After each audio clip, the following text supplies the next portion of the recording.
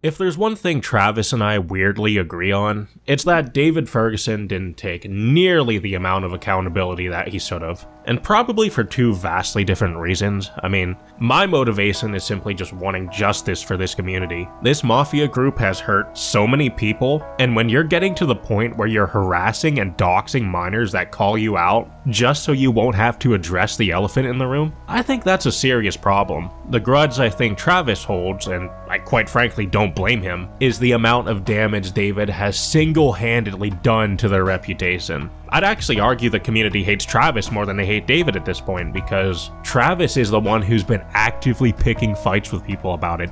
Travis and Pika have become complete laughingstocks. And it's very bizarre to me, because I put out a very simple resolution. Travis and Pika can hop on a podcast with me and Maddie, we air out all our grievances, and it's done and forgotten.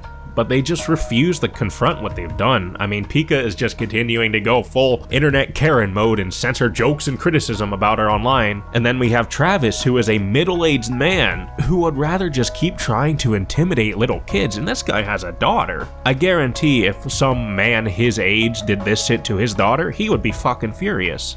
If he's any decent of a parent. Pika has even gotten to the point where she's abandoning her username and going by Daytripper now.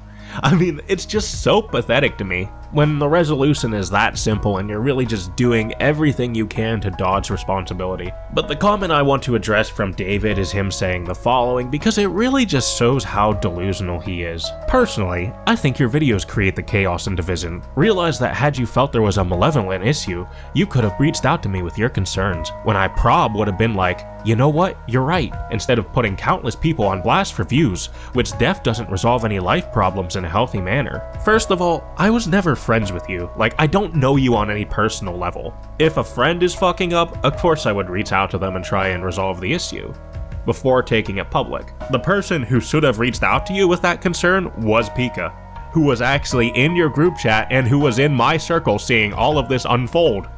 But instead, Pika went on the let's try and cancel Dewmonic route. Pika realistically could have been the mediator in this position. And personally, I think she should have been. He didn't DM anyone. If he DM'd someone, I'd be against it. I'd tell him to fucking stop. The second thing I want to bring up is that I didn't have the first public response. Pika was going from Discord server to Discord server, whining about the big mean Dewmonic who unmodded her. And I think I was pretty justified on that. Like, if you work for someone and you start leaking their private, confidential information, the inner workings of the company, they have every right to kick your ass out. It's also important to note that David was actually the first person to make a video. I mean, I don't know if he just forgot or if he's trying to gaslight, but the first video we did was a response to his live stream. This song right here is dedicated to Dewmonic Piss. Straight from the mafia.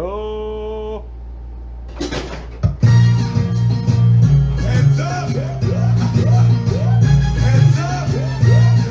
There's another one, and another one. Why you all in my ear? Talking a whole bunch of shit that I ain't trying to hear. Get back, motherfucker, you don't know me like that. Get back, motherfucker, you don't know me like that. I ain't playing around. So it's very bizarre to me that he's trying to argue this point. Rockafire Godfather was not just a video exposing David. It was our response to the smear campaign the Mafia was actively pushing against me. 4 days later, Travis, aka Veganova, launches a brutal smear campaign on Instagram, referencing the same exact post on Reddit. So I was perusing Reddit looking for festive fall recipes and stumbled upon this. I'd use the term unbelievable, but actually it makes sense of a lot of things. I don't know who or what a Princess Bubbles is, and I don't care. Normally banner like this is rightfully disregarded, but when someone goes full Fector in their response, it tells me a nerve was hit. Hashtag never go full Fector, hashtag doing the math, hashtag sus fuck, hashtag end me. It is of my opinion that Travis sourcing Bubbles should have been a massive red flag, and for a lot of people it honestly was. Disregarding all of that, I mean, I'm a commentary channel. I report the news. It's part of my job to warn people about dangers in the community. And I think the community deserves to know that one of its leaders has a history of hitting on underage girls. And when you're 43 years old, you should fucking know better.